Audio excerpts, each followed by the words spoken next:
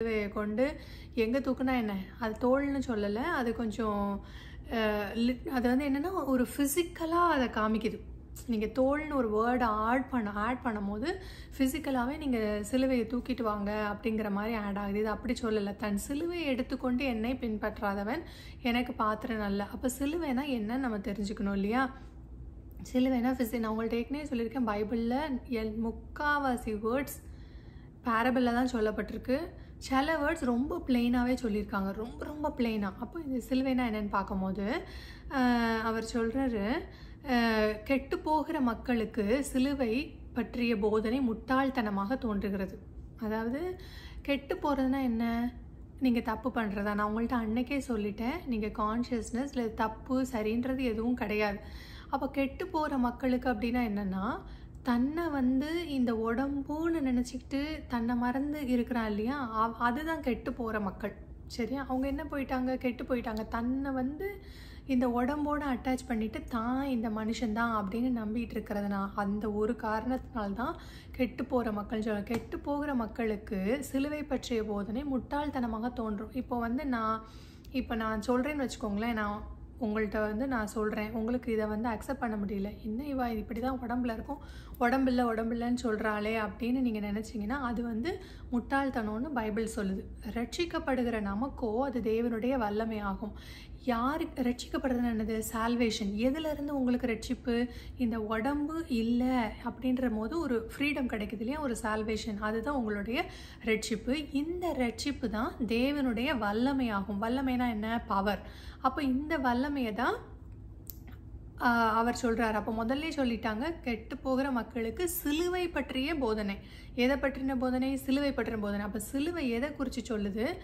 தேவனுடைய வல்லமையை குறித்து சொல்லுது. தேவனுடைய வல்லமை என்னென்னா எனர்ஜி. ரைட்டா? நல்லா புரிஞ்சுக்கணும் இந்த எனர்ஜி. அப்போது கெட்டு போகிற மக்களுக்கு முட்டாள்தனமாக எது தோணுதான்? சிலுவை பற்றின போதனை. சிலுவை பற்றின போதனை என்ன? எனர்ஜி தான் இருக்குது. இந்த எனர்ஜி பீயிங் தேவனுடைய வல்லமை தான் எனர்ஜி. வல்லமை தான் நீங்கள். சரியா? இந்த உடம்பு நீங்கள் இல்லை அப்படிங்கும் போது உங்களுக்கு ஒரு ஃப்ரீடம் கிடைக்குது. சரி, இப்போது ஓஷோவை பொறுத்தவரையில் ஓஷோவே சொல்லுவார், அவர் ஒரு லேசி பர்சன், கொஞ்சம் சோம்பேறி அப்படின்னு அவரே சொல்லுவார். சரியா? ஸோ பைபிள் ரிசர்ச் பண்ணி உங்களுக்கு சொல்லணுன்ற இது அவருக்கு இல்லை. ஏன்னா அவருக்கு உண்மையான ஒன்று அவருக்கு தெரிஞ்சு போச்சு. ஆனால் நமக்கு அது நல்லதுக்கு தான் அப்படிங்கிறது எனக்கு தோணுது. சரியா? ரொம்ப எப்படி சொல்கிறது, உங்களுக்கு ஒரு உண்மை தெரியுது. சரியா? இதுக்கப்புறம் வேறு ஒன்றுமே இல்லைன்னு தெரியுது. நீங்கள் எதையுமே கற்றுக்க வேண்டிய அவசியமே இல்லை. உங்களோட சந்தோஷத்துக்காக நீங்கள் ஏதோ பண்ணிகிட்ருக்கீங்க. அப்படி இருக்கும்போது நீங்கள் வந்து ஒரு இதை ரிசர்ச் பண்ணி அதுக்குள்ளேருந்து ஒன்று எடுத்து அதை எக்ஸ்பிளைன் பண்ணி புரிய வைக்கிறது, இது ஒரு பெரிய லாங் ப்ராசஸ். சரியா? இது ஆக்சுவலாக யோகா மாதிரின்னு வச்சுக்கோங்களேன். யோகா எப்படி உங்கள் உடம்பைத்தான் சரிப்படுத்துமே ஒழிய உங்கள் உள்ளத்தில் உள்ள உண்மையை கொண்டே வராது. அதே மாதிரி தான் இது இருக்குது. ஆனால் என்ன பண்ணுறது, இப்போது உங்களுடைய லவ் வந்து ஜீசஸ் மேலேயோ இல்லை யார் மேலேயோ, ஹிந்து காடில் யார் மேலேயோ இருக்கிற அன்பை வந்து அதிகமாக்குது. ஓகே, இதில் ஒரு உண்மை இருக்குது. ஆனால் நீங்கள் இதில் உள்ள உண்மையை கண்டுபிடிக்க ஆரம்பிச்சிங்கன்னா இது நெவர் எண்டிங். இதுக்கு முடிவே இருக்காது, போயிட்டே தான் இருக்கும். அதோட சிம்பிளாக நான் ஒன்று சொல்கிறேன். கண்ணை மூடி ஒரு நிமிஷம் உட்காந்து நீங்கள் யாருன்னு பாருங்கள். குவைட்டாக இருங்க ஒரு நிமிஷம். என்ன பார்க்குறீங்க? அங்கே ஒரு ஸ்டில்னஸ் இருக்கா? ஒரு அமைதி இருக்கா? ஏதாவது சத்தம் இருக்கா? ஏதாச்சும் தெரியுதா? அதை ஒரு இடம்னு சொல்வீங்களா, இல்லை எம்டினஸ்ன்னு சொல்வீங்களா, இல்லைன்னா உங்கள் உணர்வுன்னு சொல்வீங்களா? இதை பார்த்துட்ருக்கிற அந்த உணர்வுக்கும் அதை பார்க்குறதையும் நீங்கள் வித்தியாசப்படுத்த முடியுமா? இந்த ரெண்டையும் பிரிக்க முடியுமா? அங்கே இருக்கிறது ஒரே ஒன்று தான். அந்த எம்டினஸாக இருக்கிற நீங்கள், அதை தெரிஞ்சுக்கிற நீங்கள், இது மட்டும்தான் நீங்கள் தான் இந்த அவேர்னஸ். இவ்வளோதான், சிம்பிள், முடிஞ்சு போச்சு. நீங்கள் உயிரோடு இருக்கீங்கன்றது உங்களுக்கு தெரியுது, நீங்கள் கான்ஷியஸாக இருக்கீங்க. இவ்வளோ தான் முடிஞ்சிட்டு. இதுக்கு போட்டு அதை குழப்பி இதை குழப்பி இது ஏன் சொல்ல வரேன்னா, நீங்கள் வந்து நம்புறது ஒன்று தான். ஆனால் ஏன் வந்து இவ்வளவு டிஃபிகல்ட்டாக புரிஞ்சிக்கவே முடியாதபடிக்கு எழுதியிருக்காங்கன்னு நான் சொன்னேன் தெரியுமா? யோவான் வந்து பைபிளில் வந்து கொஞ்சம் கிளியராக சொல்லியிருக்காருன்னு சொல்லிட்டு. இது எப்படின்னா, யார் கூட நம்ம ரொம்ப அன்பாக இருக்கோமோ அவங்கக்கிட்ட நம்ம வந்து ஒளிவு மறைவு இல்லாமல் நம்ம பேசிடுவோம். நமக்கு வந்து அவங்கக்கிட்ட மறைக்க வேண்டிய அவசியம் இல்லை. அதே மாதிரி நீங்கள் கவனிங்களேன், அந்த லாஸ்ட் சப்பர் படம், அந்த அந்த இது என்ன சொல்லுவாங்கள்ல, எல்லாரும் ஜீசஸோட சேர்ந்து அந்த அப்பத்தை புசிச்சு ரத்தத்தை குடிப்பாங்க இல்லையா, அந்த லாஸ்ட் சப்பர் அந்த படத்தை பார்த்தீங்கன்னா தெரியும். யோவான் வந்து ஜீசஸோடைய இந்த இடத்துல, இது ஷோல்டர் தானே சொல்ல முடியும், இதில் தான் சாஞ்சிருப்பார். அப்போ நீங்கள் பார்த்தீங்கன்னா அந்த ஷோல்டர்னு சொன்னேன், அந்த ஷோல்டர் வந்து எதுக்கு வந்து நம்ம கம்பேர் பண்ண முடியும்னா, இந்த ஒரு அன்பு, ஒரு பிலாங்கிங். இப்போது எப்படி சொல்கிறது, நிறைய பேர் நான் கேள்விப்பட்டிருக்கேன் வந்து சொல்லுவாங்க, தூங்கும் போது என் ஹஸ்பண்டோட இங்கே படுத்து தூங்குவோம் அப்படின்னு சொல்லுவாங்க. அது மாதிரி ஒரு கஷ்டம் அப்படின்னா நம்ம இங்கே தான் வந்து சாய்வோம் இல்லையா, அந்த மாதிரி அது மாதிரி ரொம்ப லவ்விங்காக இருக்கும்போது இங்கே தான். அப்போ யோவான் வந்து ஜீசஸோட இங்கே இருப்பார். அப்போது அவர் வந்து ஜீசஸ் வந்து சொல்லுவார், இங்கே இருக்கிற ஒருத்தன் தான் என்னை காமிச்சு கொடுக்க போகிறான் அப்படின்னு சொல்லும் போது எல்லாரும் லூக்கா அவங்க மற்ற டிசைபிள்ஸ்லாம் கேளு ஜீசஸ்ட்ட யாருன்னு கேளு அப்படின்னு அவர்கிட்ட கண்ணை காட்டுவாங்க. ஏன்னா அவர் வந்து ரொம்ப க்ளோஸ் டு ஹார்ட். அப்போ யோவான் கேட்பார். அப்போ யோவானுக்கு வந்து ஒரு ஸ்பெஷல் க்ளோஸ்னஸ் இருக்குது, கரெக்டாக? அப்போ அவருக்கு வந்து உண்மை வந்து ரொம்ப கிளியராக தெரியும். ஸோ அவருக்கு பயமும் ரொம்பவே கிடையாது. ஏன்னா கடவுளே அவருக்கு சொந்தமாக இருக்கும்போது எதுக்கு பயம்? அவர் அதனால் கொஞ்சம் நீங்கள் பார்த்தீங்கன்னா பவுல் அளவுக்கோ இல்லை வேறு யார் அளவுக்கோ ஒளிச்சு மறைச்சி பேசியிருக்க மாட்டார். கொஞ்சம் கிளியராகவே உங்களுக்கு புரிஞ்சுக்கிற அளவுக்கு சொல்லுவார். அதனால தான் நான் சொல்வேன் யோவானை நிறைய வாசிங்க அப்படின்ட்டு. அது மாதிரி இதில் வந்து அதே மாதிரி நீங்கள் யூடியூப்பில் அம்மா அப்படின்னு ஒரு வீடியோ பாருங்கள். அந்த அம்மாவுடைய பேரையே உங்களுக்கு சொல்கிறதுக்காக தான் நான் பார்த்தேன். ஆனால் அவங்களோட இதை பார்ப்பேன் எப்படின்னா, எல்லாரும் வந்து அந்த அம்மா கிட்ட, அந்த அம்மா பேர் சொல்கிறேன், எழுதலையே, அம்மான்னு போட்டு பார்த்தாலே உங்களுக்கு வந்துடும். அம்மா வீடியோஸ்ன்னு போடுங்க, அமிர்தானந்தமாயி அப்படின்னு நினைக்கிறேன். ஓகே, அவங்க வந்து வெள்ளை சாரி கட்டியிருப்பாங்க, பெரிய பொட்டு வச்சுருப்பாங்க, மலையாளி. எல்லாரும் வர்றவங்க அவ்வளோ பேருமே அந்த அம்மாவுடைய இங்கே வந்து முகத்தை வச்சு அவங்க வச்சுட்டு போவாங்க. அந்த அம்மா கொடுக்குற ஒரு ஆறுதல் வந்து அவங்களுக்கு அவ்வளோ நல்லாயிருக்கும் போல். அதனால தான் எல்லோரும் வந்து அவங்க அமெரிக்காலாம் வந்திருக்காங்கன்னு நினைக்கிறேன். அப்போது மூஜி வந்து நான் அவரோட வீடியோஸ் பார்ப்பேன். அவர் ரொம்ப பெரிய, எப்படி சொல்கிறது, நிறைய பேருக்கு அவரால் அவேர்னஸ் கிடச்சிருக்கு. மூஜி எப்படின்னா, பாப்பாஜி மூலமாக என்லைட்டன் ஆனவர், ரமண மகரிஷி மூலமாக பாப்பாஜி மூலமாக என்லைட் ஆனவர் மூஜி. அப்போ அவர் வந்து இந்த அம்மாவை பார்த்து அந்த தோளில் அவ்வளோ ஒரு பவர் ஆஃப் லவ் இருக்குது. அப்போ இது ஒரு என்லைட்டன் பீயிங் ஒன்று சொல்கிறாங்க அப்படின்னா அதுலேருந்து ஒரு நன்மை கிடைக்கிது பாருங்களேன். அப்போது காடுகிட்ட இருக்கிற எனர்ஜியில் பவர் மட்டும் இல்லை, லவ்வும் இருக்குது அப்படின்னு சொல்கிறாங்க. அப்போ இந்த ஷோல்டர் பற்றி நான் பார்க்கும்போது நான் ரிசர்ச் பண்ணிகிட்டு இருந்தேன்ல, அப்போ இந்த வந்து ஷோல்டர் அண்ட் கான்ஷியஸ்னஸ்க்கு என்ன சம்பந்தம் அப்படின்னு நான் ரிசர்ச் பண்ணும்போது கிளாஸ்ட்ரம் அப்படிங்கிற வேர்டு வந்தது. நான் கீழே டிஸ்கிரிப்ஷனில் கொடுக்குறேன், அது என்னென்னு நீங்கள் சர்ச் பண்ணி பாருங்கள். ஜிம் கேரி கூட அதை பற்றி பேசியிருக்காப்புல. இதை எதுக்கு நான் வந்து உங்களுக்கு நிறைய பேரோடைய நான் ஒன்று சொல்கிறேன். இப்போ ஒருத்தங்களுடைய ஹிஸ்ட்ரியை வந்து ரொம்ப பார்க்காதீங்க, சரியா? இப்போ என் ஹிஸ்ட்ரியை பார்த்து நீங்கள் என்ன பண்ண போகிறீங்க, நான் என்ன பண்ணேன், எப்படி இருந்தேன், இதை பார்த்து நீங்கள் எதுவும் பண்ண போகிறதில்ல. நான் சொல்கிற உண்மையை தெரிஞ்சுக்கிறது தான் பெட்டர். அது மாதிரி காளிமாவுடைய இதை வந்து நான் உங்களுக்கு ஏன் சொல்கிறேன்னா, நான் உங்களுக்கு நல்லா நோட்டீஸ் பண்ணுங்கள், நான் எல்லாத்தையும் சொல்கிறேன், ஹிஸ்ட்ரியெல்லாம் சொல்கிறேன், ராமகிருஷ்ண பரமஹம்சாவுடைய ஹிஸ்ட்ரி சொல்கிறேன். பட் கடைசியாக என்ன, ஒரு ஃபார்ம்லெஸ் இடத்துக்கு நீங்கள் வரணும். நீங்கள் அந்த ஃபார்முக்குள்ளே இருந்தீங்கன்னா ராமகிருஷ்ண பரமஹம்சா வந்து அந்த காளியோடைய இமேஜை கில் பண்ணுற வரைக்கும் அவருக்கு அந்த அவேர்னஸ் கிடைக்கவே இல்லை. ஏன்னா அந்த ஃபார்ம் முன்னாடியே நின்றுட்டு இருந்துச்சு. அதனால் எந்த ஹிஸ்ட்ரி சொன்னாலும் கடைசியில் நீங்கள் ஃபார்ம்லெஸ்க்கு வந்து தான் ஆகணும். என்னென்னா அந்த எந்த ஃபார்ம் மேலே ரொம்ப அட்ராக்டடாக இருக்கீங்களோ அந்த ஃபார்ம் வந்து உங்களை உள்ளே புஷ் பண்ணிகிட்டே இருக்கும். நீங்கள் வெளியவே இருக்கீங்க இல்லையா, வெளியே இருந்து உள்ளே புஷ் பண்ணணும், நீங்கள் உள்ளே பாருங்கள் அப்படின்னு புஷ் பண்ணும். அதுக்கு உங்களுக்கு ஹெல்ப்ஃபுல்லாக இருக்கும். பட் நீங்கள் கடைசியாக ஃபார்மை விட்டுட்டு வந்து தான் ஆகணும். அப்போ நான் நினச்சேன் இந்த ஷோல்டருக்கும் கான்ஷியஸ்னஸ்க்கும் ஏதோ ஒரு தொடர்பு இருக்குது அப்படின்னு சொல்லி நான் ரிசர்ச் பண்ணும்போது பார்த்தீங்கன்னா அந்த கிளாஸ்ட்ரம்ங்கிற வேர்டு வந்தது. அந்த கிளாஸ்ட்ரம் CLAUSTRAM இதை வந்து ரிசர்ச் பண்ணி பாருங்கள். இது வந்து எப்படி அந்த கிளாஸ்ட்ரம்ங்கிற அந்த இது வந்து அதுக்குள்ளே வந்து ஒரு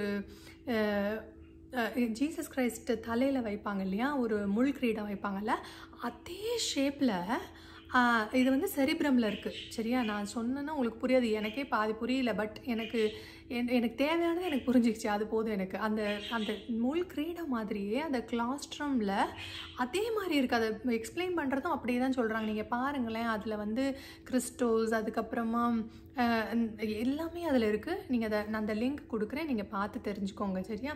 இதை ஏன் நான் தெரிஞ்சிக்க சொல்கிறேன்னா, இது ரொம்ப இம்பார்ட்டண்ட் கிடையாது. பட் ஏன்னா இப்போ நீங்கள் தள்ளி தள்ளி போக போக உங்கள் ரிசர்ச் வேறு எங்கேயோ வெளியே நோக்கி தான் போயிட்டே இருக்கு இல்லையா? நீங்கள் உள்ளே நோக்கிட்டிங்கன்னா அதோட ஒரு முடிவுக்கு வந்துடலாம். அதுக்கப்புறம் நீங்கள் வாழ ஆரம்பிச்சிடலாம். இல்லைன்னா உங்கள் ரிசர்ச் ரொம்ப நீண்டுக்கிட்டே போகும். அதனால் இதை பாருங்கள். ஏன்னா வந்து இந்த கான்ஷியஸ்னஸ்ன்னு சொல்கிறாங்க இல்லையா? இந்த உடம்பு இல்லை, இந்த மனசு இல்லை, இந்த கான்ஷியஸ்னஸ் மட்டும். இது வந்து உண்மை அப்படிங்கிறத வந்து நீங்கள் நம்புறதுக்கு நீங்கள் நம்பினா அது எப்போனாலும் மாறும். சரியா? இங்கே உணர்வில் உங்கள் அனுபவத்தில் கொண்டு வந்தாலும் இல்லையா, உங்கள்கிட்ட நம்பிக்கைகள் மாறிக்கிட்டே இருக்கும். பட் அது ரிசர்ச் படி கொஞ்சம் உண்மை தான் அப்படின்னு சொன்னால் உங்களுக்கு கொஞ்சம் நம்பிக்கை வரலாம் இல்லையா? யாருமையாவது ஒருத்தர் நம்பி தானே ஆகணும். இப்போ என்னையை பொறுத்தவரையில் நான் ரமண மகரிஷியை நம்பினேன். அவர் வந்து உண்மையிலே வந்து அவருக்கு ஏதோ ஒரு உண்மை தெரியுது அப்படிங்கிறத எனக்கு நம்பினேன். அந்த மாதிரி ஒரு நம்பிக்கை வந்தால் நீங்கள் அதுக்கப்புறம் ரிசர்ச் பண்ணி உங்கள் அனுபவத்தில் கண்டுபிடிக்கணும். யாரோ ஒருத்தர் சொல்கிறத வச்சு நீங்கள் அதை நம்பக்கூடாது. அதே மாதிரி அந்த இப்போ நமக்கு சிலுவை அப்படின்னா என்ன? தேவனுடைய வல்லமை, எனர்ஜி தான் சிலுவை அப்படின்னு சொல்கிறோம். அந்த எனர்ஜியை தூக்கிட்டு ஏன் பின்னாடி வாங்க. ஐன்னு இருக்கு இல்லையா? ஐ அந்த பின்னாடி அந்த எனர்ஜியை வச்சுட்டு என்னை ஃபாலோ பண்ணுங்க அப்படின்னு சொல்கிறாரு. ஜீசஸ் அவரை பற்றி சொல்லலை, ஃபாலோ மீ ஓகே, நான் ஒன்று சொல்லிட்டு இருக்கீங்க இல்லையா? அதுக்கு இந்த வல்லமையை கொண்டுட்டு நீங்கள் என் பின்னாடி வாங்க. அப்போ என்ன ஆகும்? உங்களுக்கு விடுதலை கிடைக்கும். கரெக்டாக? இந்த உடம்போட நீங்கள் அட்டாச் ஆகிருக்க மாட்டீங்க, உங்களுக்கு விடுதலை கிடைக்கும். அதே மாதிரி இன்னொரு இடத்துல சொல்கிறாங்க, பரலோக ராஜ்யம் புதைத்து வைக்கப்பட்ட செல்வத்தை போன்றது. புதைத்து வைக்கப்பட்ட செல்வத்தை ஒருவன் ஒரு நாள் கண்டுபிடித்தான். புதையல் கிடைத்ததால் அவன் மிக மகிழ்ந்தான். மீண்டும் அவன் அச்செல்வத்தை புதைத்து வைத்து அந்த நிலத்தை வாங்குவதற்காக தன்னிடமிருந்து எல்லாவற்றையும் விற்றான். அவனுக்கு என்ன ஆச்சுதான், ஒரு ட்ரெஷர் கிடச்சிருக்கு. ஒரு புதைச்சி வச்சிருந்த ஒரு ட்ரெஷரை, ஒரு என்னத்தை கண்டுபிடிச்சிட்டான்? ஒரு செல்வத்தை அவன் கண்டுபிடிச்சிட்டான். கண்டுபிடிச்சதுனால ரொம்ப சந்தோஷம் வந்துட்டு அவன் தானே கண்டுபிடிச்சான். இப்போ நீங்கள் நல்லா யோசிக்கணும். பரலோக ராஜ்யம் புதைத்து வைக்கப்பட்ட செல்வத்தை போன்றது. பரலோக ராஜ்யம் தான் எதை ஹிடன் ட்ரெஷர் மாதிரி. இது கிங்டம் ஆஃப் ஹெவன். இப்போ பரலோக ராஜ்யத்தை தான் அவன் கண்டுபிடிச்சிருக்கான். புதைத்து வைக்கப்பட்ட செல்வத்தை ஒருவன் ஒரு நாள் கண்டுபிடித்தான். புதைத்து வைக்கப்பட்ட செல்வத்தை ஒரு நாள் ஒருத்தன் கண்டுபிடிச்சிட்டான். இப்போ நீங்கள் தான் கண்டுபிடிச்சிருக்கேன்னு வச்சுக்கோங்களேன். புதைச்சி வச்சிருக்க செல்வத்தை நீங்கள் கண்டுபிடிச்சிட்டீங்க. இப்போ அந்த செல்வம் யாரோடது? உங்களோடது தானே. இது கண்டுபிடிச்சா அது உங்களோடது தான். புதையல் கிடைத்ததால் அவன் மிக மகிழ்ந்தான். ரொம்ப சந்தோஷமாயிட்டீங்க. மீண்டும் அவன் அச்செல்வத்தை புதைத்து வைத்து அந்த நிலத்தை வாங்குவதற்காக தன்னிடமிருந்து எல்லாவற்றையும் விட்டுறான். இப்போ என்ன பண்ணுறான்னா, அந்த கிடைச்ச செல்வத்தை திரும்பியும் புதைச்சி வச்சுட்டு அந்த நிலத்தை ஃபுல்லாக வாங்கணும் இல்லையா? அந்த நிலத்தை ஃபுல்லாக வாங்கணும். இப்போது வேறு யார் நிலமோ அப்படின்னு நினச்சிட்டு இருக்கீங்க. அந்த நிலத்தில் போய் ஒரு புதையலை எடுக்கிறீங்க. அந்த புதையலை இப்போ உங்களுக்கு சொந்தமாக்கணும். அதனால் என்ன செய்கிறீங்க? அந்த நிலத்தை போய் நீங்கள் வாங்குறீங்க. இப்போது இதில் ஒரு இதை முதலே சொல்லிட்டாரு, பரலோக ராஜ்யம் தான் அந்த புதைத்து வைக்கப்பட்ட செல்வம் போன்றதுன்றாங்க. ஆனால் அதுதான் சொல்கிறாங்க, போன்றதெல்லாம் கிடையாது. புதைத்து வைக்கப்பட்ட செல்வம் பரலோக ராஜ்யம்தான். பரலோக ராஜ்யம் எங்கேயோ கிடையாது. அதே மாதிரி அந்த நிலத்தை வாங்குவது எங்கே புதைஞ்சிருந்துதான்? நிலத்தில். ஓகே, நிலத்தில் புதைந்திருந்தது. இந்த நிலம் அப்படின்னா என்ன? ஓப்பன் ஃபீல்டு, ஓப்பனாக இருக்குது. சரியா? இது வந்து நீங்கள் எங்கேயும் வாங்கவே முடியாது. ஏன்னா இது ஒரு எம்டி ஸ்பேஸ். இது வந்து ஏர்த்தில் உள்ள, பூமியில் உள்ள நிலம் கிடையாது. அவர் சொல்கிறது பரலோக ராஜ்யம். நான் சொல்கிறேன் இல்லையா, இந்த எனர்ஜி வந்து இங்கே மட்டுமா இருக்குது, இங்கே இருக்குது, ஃபுல்லாக இருக்குது இல்லையா? அந்த ஃபுல் ஸ்பேஸும் எனர்ஜி தான். இதுதான் அந்த வெட்ட வெளிங்கிறது. இந்த வெட்ட வெளியை உங்கள்கிட்ட இருக்கிறது எல்லாத்தையும் விற்று நீங்கள் வாங்குறீங்களா? உங்கள்கிட்ட என்ன இருக்குது விற்கிறதுக்கு? இந்த உடம்பை தவிர எதுவும் கிடையாது உங்கள்கிட்ட விற்கிறதுக்கு. ஏன்னா நீங்கள் வேறு எதையும் விற்று அவ்வளோ பெரிய நிலத்தை நீங்கள் வாங்க முடியாது. பரலோக ராஜ்யமே இந்த முழு யூனிவர்ஸும், இந்த முழு யூனிவர்ஸுமே அந்த பரலோக ராஜ்யத்தில் ஒரு சின்ன டாட் மாதிரி தான். அது அந்த பரலோக ராஜ்யங்கிறது அந்த எனர்ஜி அவ்வளோ பெருசு.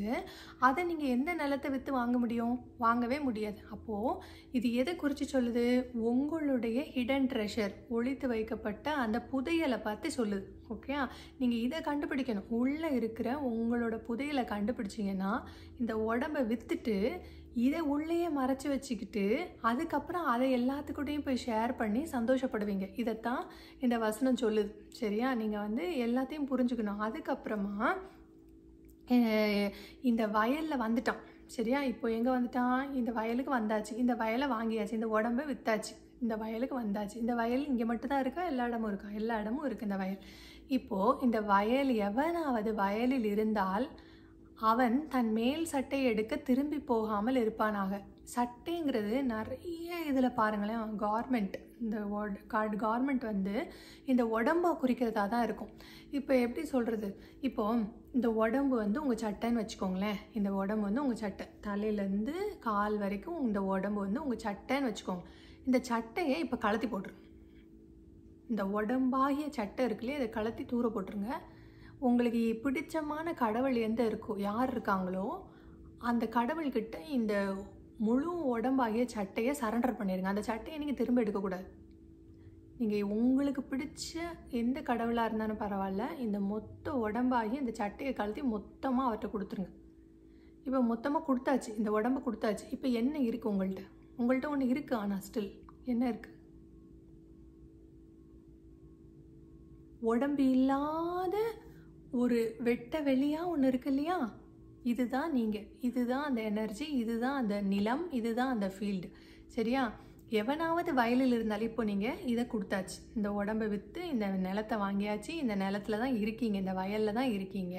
அவன் என்ன செய்ய போக மாட்டானா, திரும்ப போய் அந்த சட்டையை எடுக்க போகவே மாட்டான். ஏன்னா இந்த வயலுக்குள்ளே தான் என்ன இருக்குது? புதையல் இருக்குது, பரலோக ராஜ்யம் இருக்குது. அப்போ நீங்கள் இங்கே தான் இருப்பீங்களே ஒழிய திரும்பி பார்க்கவே மாட்டீங்க. No turning back, no turning பேக்னு பாட்டு பாடினா போதாது. எந்தத்துக்கு நோ டர்னிங் பேக்? உங்கள் சட்டையை நீங்கள் திரும்ப பார்க்கவே கூடாது. உங்கள் உடம்பு கொடுத்தது தான் உங்கள் கடவுள்கிட்ட. திரும்பி பார்க்காதீங்க, சரண்டர் பண்ணியாச்சு. இனிமேல் அந்த உடம்பு உங்களுக்கு சொந்தம் இல்லை. இந்த வயலில் நீங்கள் இருந்துக்கலாம், இந்த பரலோக ராஜ்யத்தை நீங்கள் சந்தோஷமாக அனுபவிச்சுக்கலாம். இதை தான் சொல்லியிருக்கு. சரியா? அதே மாதிரி இந்த வசனம் ஒன்று பாருங்களேன், இந்த லூக்கா 11:34 இங்கிலீஷில் ரொம்ப நல்லா போட்டிருக்குதுங்க. The light of the body is eye, therefore when thine eye is single, thy whole body also is full of light. இது ஏன் இங்கிலீஷில் வாசிக்கிறேன்னா, when thine eye is single, அப்படியா எப்படி சொல்கிறது? இந்த இந்த இந்த கண்ணு தான் வந்து இந்த உடம்போடைய ஒளியாக இருக்குது. சரியா? இப்போது அதனால் உங்கள் ஐ வந்து சிங்கிளாக இருக்கும் போது பாடி ஃபுல்லாக லைட்டாக இருக்குது, வெளிச்சமாக இருக்குது. இந்த கண் வந்து ஈவலாக இருக்கும் போது ஃபுல் ஆஃப் டார்க்னஸ்ஸாக இருக்குது. நான் உங்கள்கிட்ட முதலே சொல்லிட்டேன், கெட்டவங்க நல்லவங்க அப்படியெல்லாம் எதுவும் கிடையாது. கெட்டவங்கன்னா யார்? தன்னை மறந்து போயிட்டாங்க இல்லையா? இந்த உடம்பு, இந்த கெட்டு போகிற இந்த உடம்பு தான் நான் பிடிச்சிக்கிட்டு இருக்கிறவன் தானே கெட்டவங்கன்னு சொல்கிறாங்க. அதை தான் ஈவல்னு சொல்லுது. அப்போ இந்த உடம்பு தான் நான் சொல்கிறவங்க தன்னை மறந்து இருக்கிறதுனால ஈவல்னு அவங்கள கால் பண்ணுறாங்க. சரியா? அப்போது இந்த ஈவல்னஸ் இருக்கும் போது என்ன ஆகுதுன்னா, இந்த உடம்பே ஒரு இருளாக இருக்குது. சரியா? இருளாக இருக்குது. இந்த தமிழில் வந்து ஐ இஸ் சிங்கிள் அப்படின்னு போடவே இல்லை. சிங்கிள்னு போடாமல் என்ன பண்ணிட்டாங்கன்னா, உங்கள் கண்கள் நன்றாக இருந்தால் அப்படின்ற மாதிரி போட்டாங்க. நன்றாக இந்த சிங்கிள் இதை தான் வந்து தேர்ட் ஐன்னு சொல்கிறாங்க. பார்த்தீங்களா?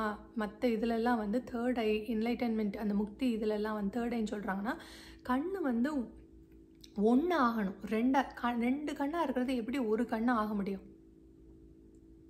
ஏன்னா நீங்கள் கண்ணை மூடி உள்ளே போகும்போது அங்கே பார்க்குறது ஒன்றே ஒன்று தான். ரெண்டு கண்ணே இல்லை, அங்கே கண்ணே இல்லை. நீங்கள் கண்ணை மூடி பாருங்களேன், உங்களுக்கு ரெண்டு கண்ணை அங்கே பார்த்துக்கிட்டு இருக்கு. உங்கள் அவேர்னஸ் தான் அதை பார்க்குது, கண்ணே இல்லை. அப்போ அந்த ஒரு பார்வைக்காக சொல்கிறதுக்காக கண்ணு ஒன்றா இருக்கும் போது உங்கள் பாடி வெளிச்சமாக தெரியுது அப்படின்னு சொல்கிறாங்க. சரியா? அதனால தான் கிங் ஜேம்ஸ் வேர்ஷனை பாருங்கன்னு சொல்கிறேன். கிங் ஜேம்ஸ் வேர்ஷன் தவிர வேறு வேர்ஷன் பார்த்தீங்கன்னா அதில் சிங்கிளுங்கிற வார்த்தையே இல்லை. இந்த கிளாஸ்ட்ரம்னு சொல்கிறேன்ல, அதை அந்த வீடியோ பார்க்கும்போது பாருங்கள், அதில் இந்த சிங்கிள்க்குரிய டிஸ்கிரிப்ஷனும் ரொம்ப நல்லா கொடுத்துருக்காங்க. சரியா? அதனால் மக்களை பார்த்து பயப்படாதீங்க. அவங்க எதை மட்டும் தான் கொல்ல முடியும்? உங்கள் சரீரத்தை மட்டும் தான், உங்கள் பாடியை மட்டும் தான் கொல்ல முடியும். அவங்க உங்களை ஆத்துமாவை கொல்ல முடியாது. ஏன்? ஆத்துமாவுக்கு என்ன கிடையாது? ஃபார்ம் கிடையாது. ஒரு ஃபார்ம் இல்லாமல் நான் இருந்தேன்னா என்னை எப்படி நீங்கள் கொல்ல முடியும்? கொல்ல முடியாது. அப்போது யாருக்கு நீங்கள் பயப்படணும்? சரீரத்தோடு ஆத்துமாவையும் சேர்த்து கொல்லக்கூடிய ஒருவரிடம் மட்டுமே நீங்கள் பயம் கொள்ள வேண்டும். சரியா? அப்போது அது இந்த சரீரம் இருக்குது, ஆத்மா இருக்குது. ஆத்மாவுக்கு ஃபார்ம் கிடையாது.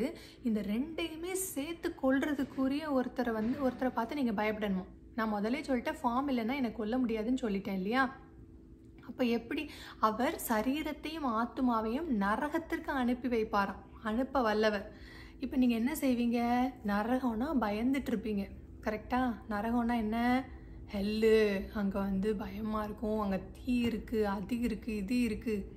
இங்கே போய் பார்த்தீங்களா நரகம்னா என்னன்னு பார்த்தீங்களா? சரீரத்தையும் ஆத்துமாவையும் நரகத்திற்கு அனுப்ப வல்லவர். அப்படின்னா என்ன அர்த்தம்? உங்கள் சரீரம் இருக்குது, உங்கள் ஆத்மா என்னன்னு கண்டுபிடிச்சிட்டிங்க, இந்த கான்ஷியஸ்னஸ். சரியா? இந்த ரெண்டையும் இல்லாமல் பண்ணணும்னா நீங்கள் எங்கே போகணும்?